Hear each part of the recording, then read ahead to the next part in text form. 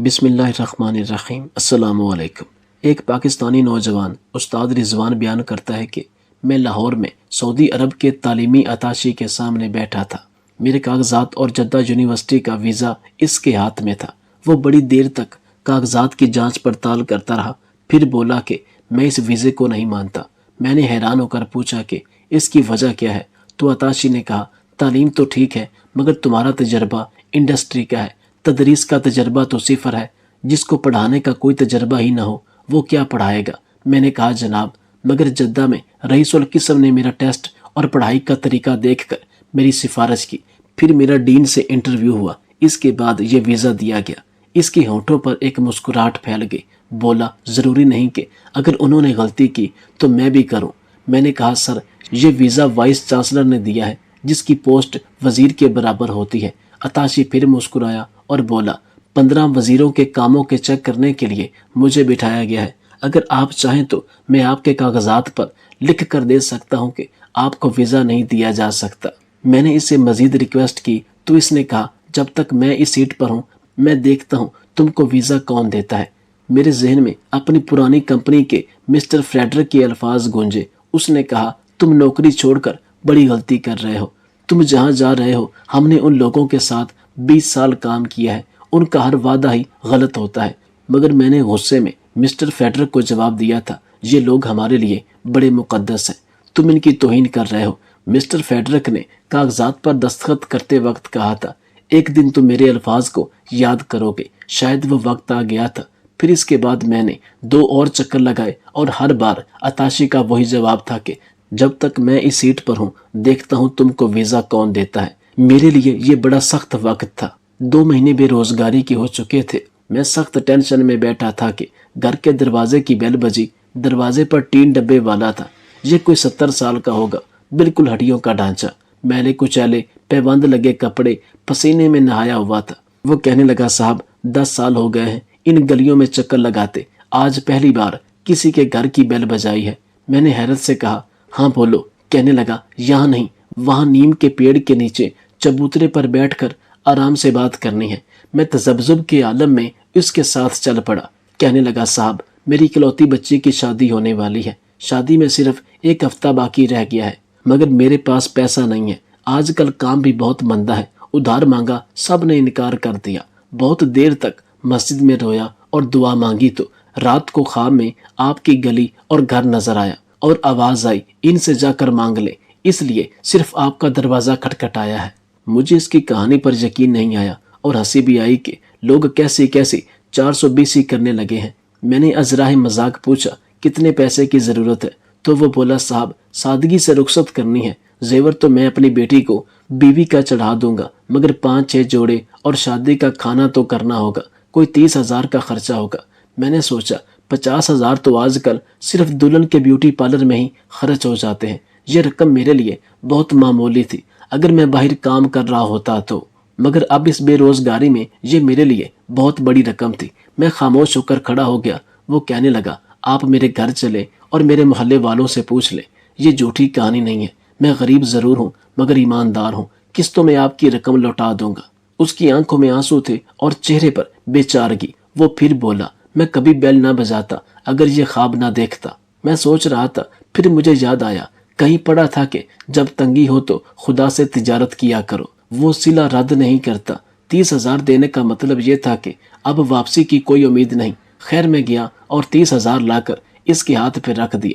اس نے میرے ہاتھ چوم لیے اور رونے لگا۔ کوئی 15 دن بعد پھر اس نے دروازہ کھٹکھٹایا۔ میں نے غصے سے پوچھا، اب کیا مسئلہ ہے؟ کیا پھر کوئی خواب دیکھا ہے؟ وہ بولا، ہاں، مگر آپ کو کیسے پتا چلا؟ ظاہر ہے پہلے خواب دیکھا تھا تو بیل بجائی، اب پھر خواب دیکھا ہوگا جو بیل بجائی ہے۔ جلدی بتاؤ، مجھے بہت کام ہے۔ وہ کہنے لگا، صاحب کل عشاء کی نماز پڑھ کر بڑی دعا کی کہ مولا قرض تو لے لیا ہے، اب ادائیگی میں بھی مدد کر دے، اور پھر سو گیا تو آپ کا گھر نظر آیا اور آواز آئی کہ تیرا قرض ادا کر دیا گیا ہے، جا کر بتا دے کہ اس کا کام ہو گیا ہے۔ میری سمجھ میں تو کچھ نہیں آیا۔ میں نے کہا، ٹھیک ہے جاؤ، میں نے تم سے کون سا قرض وصول کرنا تھا؟ لیکن کمرے میں آ کر میں کافی دیر تک سوچتا رہا، پھر والدہ سے مشورہ کیا تو وہ بولی، تم کل ہی لاہور جاؤ، ہو سکتا ہے قدرت کوئی راستہ نکالے۔ میں نے تنگ آ کر کہا، 3 بار تو جا چکا ہوں، وہ تو بس ایک ہی بات کہتا ہے، جب تک میں اس سیٹ پر ہوں دیکھتا ہوں تم کو ویزا کون دیتا ہے۔ اب تو اس کو میرا چہرہ بھی اچھی طرح یاد ہو گیا ہوگا۔ والدہ نے کہا، میں پیسے دیتی ہوں، تم اللہ کا نام لے کر جاؤ۔ کچھ لوگ خدا کے بہت قریب ہوتے ہیں، یہ بات عام آدمی نہیں سمجھ سکتا۔ خیر میں اگلے دن لاہور پہنچا۔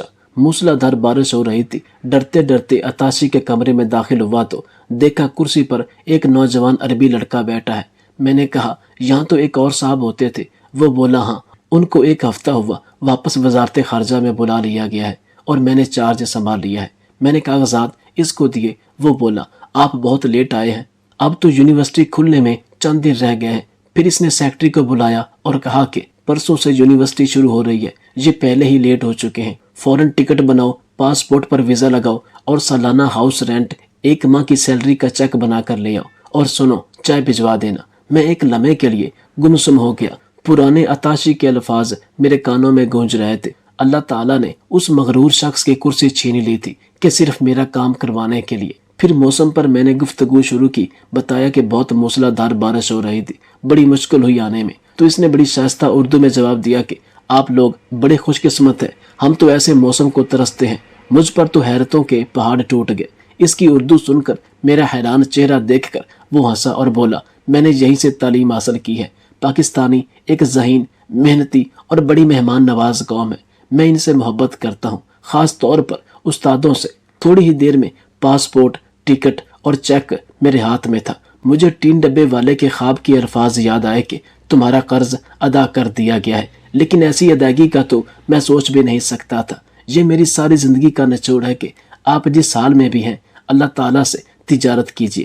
آپ کی جتنی استطاعت بنتی ہے اسی حساب سے اللہ کے راستے پہ خرچ کیجیے۔ غریبوں، مسکینوں اور یتیموں کے چہروں پر خوشی لانا بہت بڑی نیکی ہے، جس سے اللہ تعالیٰ بہت خوش ہوتا ہے اور ان کی آواز عرض کو ہلا کر رکھ دیتی ہے۔ جب یہ غریب لوگ دعا دیتے ہیں تو اس میں کوئی بناوٹ نہیں ہوتی، اس میں کوئی دکھاوا نہیں ہوتا۔ آپ کے بڑے بڑے مشکل کام سنور جاتے ہیں۔ شرط صرف یہ ہے کہ آپ اللہ پر بھروسہ کر کے صرف اللہ کی رضا، اللہ کی خوشنودی کے لیے غریبوں، مسکینوں، بیواؤں پر خرچ کیجیے۔ اللہ آپ کو اس دنیا میں ہزاروں گنا بڑھا کر دے گا اور آپ سوچتے رہ جائیں گے کہ یہ کام تو ہونے والا نہیں تھا، یہ کیسے ہو گیا، وہ کیسے ہو گیا۔ وہ پیشے کے لحاظ سے پروفیسر تھا، مگر اس نے اچانک سے ملازمت چھوڑی اور ہاتھوں سے سویٹر بنانا شروع کر دیے۔ وہ سویٹر یا جرسی بون کر مختلف سکول اور کالجز میں جاتا اور غریب طلباء کو تحفہ دے آتا۔ آج سے 35 سال قبل اس نے یہ کام اپنی جوانی میں شروع کیا تھا اور اب بڑھاپا آ چکا تھا۔ سویٹر اور جرسیاں بنتے اس کے ہاتھوں میں رشن آ چکا تھا، نظر کم ہو چکی تھی، مگر اپنا کام وہ جاری رکھے ہوئے تھا۔ لوگوں نے اس کو محض اس لیے پاگل قرار دے دیا تھا کہ اس نے پروفیسر والی ملازمت چھوڑ کر سویٹر اور جرسیاں بننا شروع کر دی تھی۔ یعنی کہ ایک افسر بندہ جسے اتنا اچھا عہدہ ملا، وہ اس عہدے کو لات مار کر غریبوں اور ان پڑھ مزدوروں والی حرکتیں کر رہا ہے۔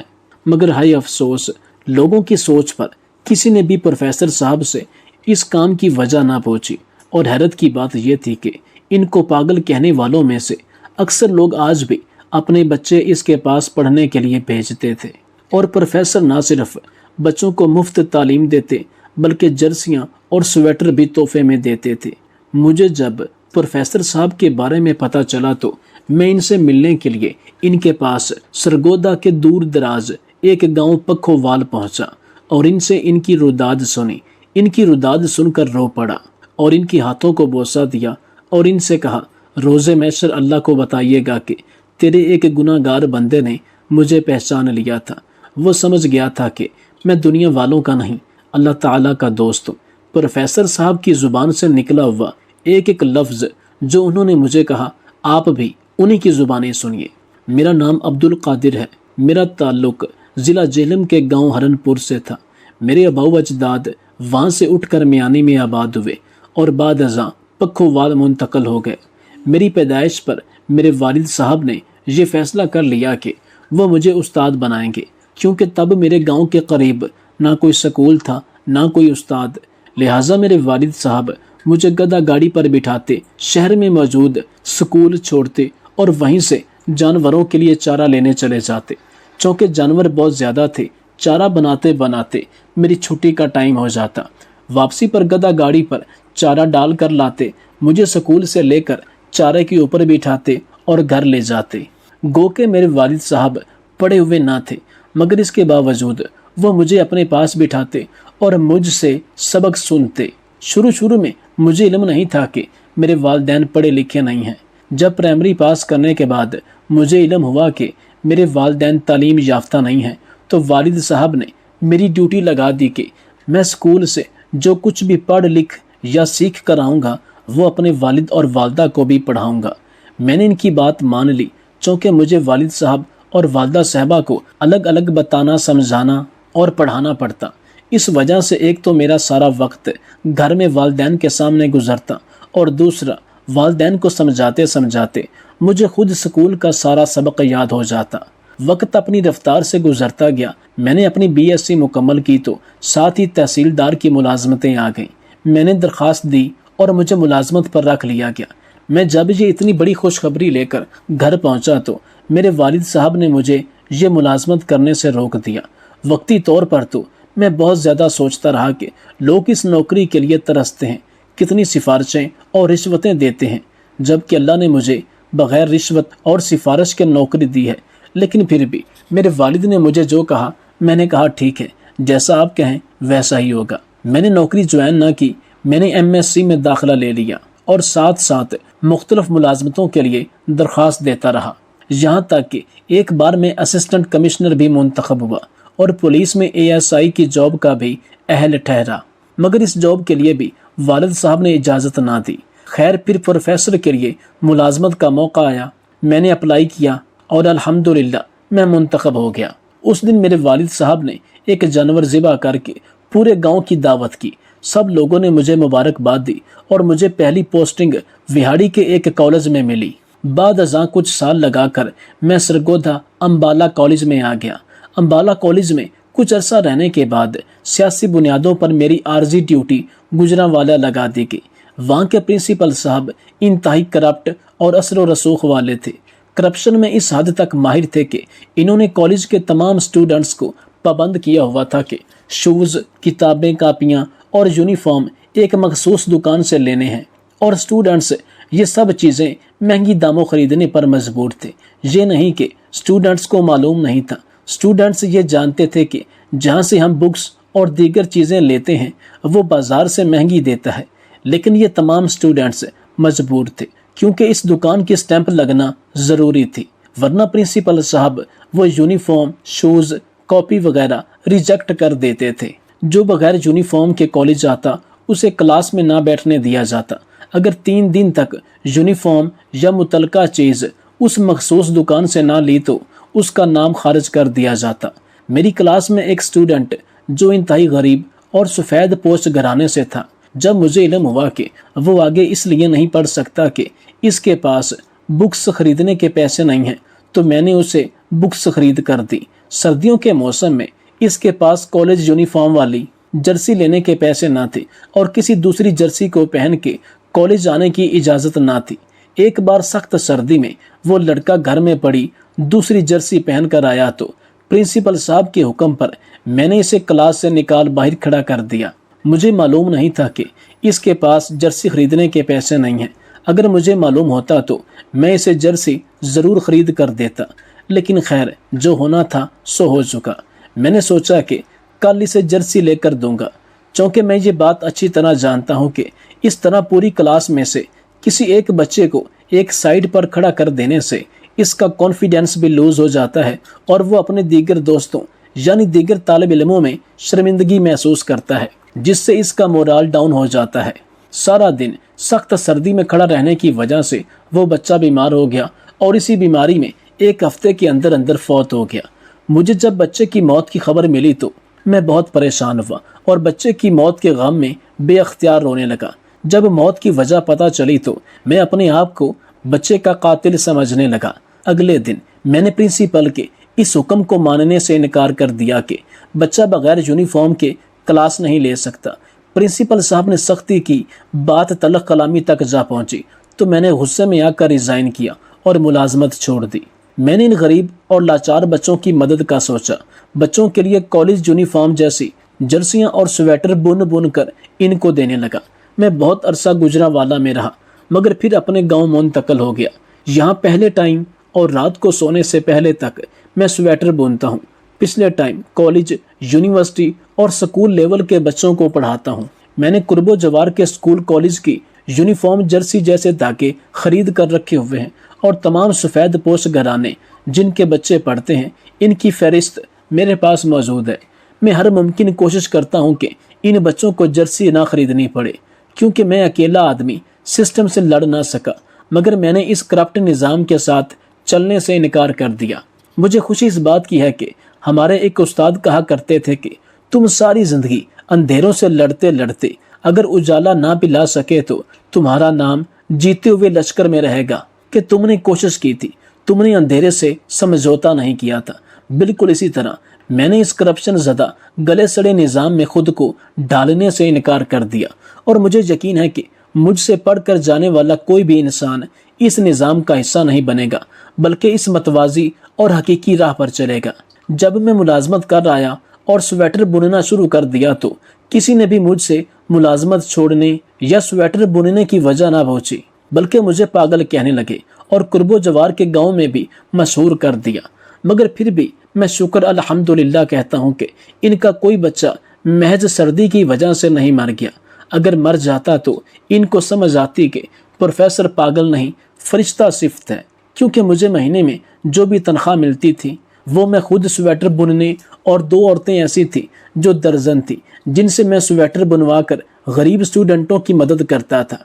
इतनी बात के बाद प्रोफेसर साहब की आंखों में आंसू आ गए और इनकी आवाज़ में थरथराहट थी कि ज़िंदगी में हमेशा ये कोशिश करनी चाहिए कि कम अज़ कम किसी एक इंसान की ज़िंदगी में मुस्बत किरदार अदा कर सको, इसकी माली मुआशी किसी भी शक्ल में मदद कर सको।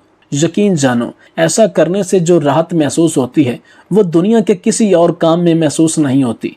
अगर आपके 2 बच्चे हैं या 3 हैं या 4 हैं तो साथ में किसी और घर के किसी बच्चे की कफालत करना शुरू कर दें। आप ऐसा महसूस करेंगे कि अगर आपके बच्चे 3 हैं, आप दिल को समझाएं कि मेरे बच्चे 4 हैं। अगर आप इन तीनों की कफालत करेंगे और साथ में अगर आपने चौथे की कफालत कर दी तो यकीन जाने इस चौथे की वजह से अल्लाह ताला आपके तीनों की ऐसी कफालत करेगा जिसका आप वहमो गुमा भी नहीं कर सकते।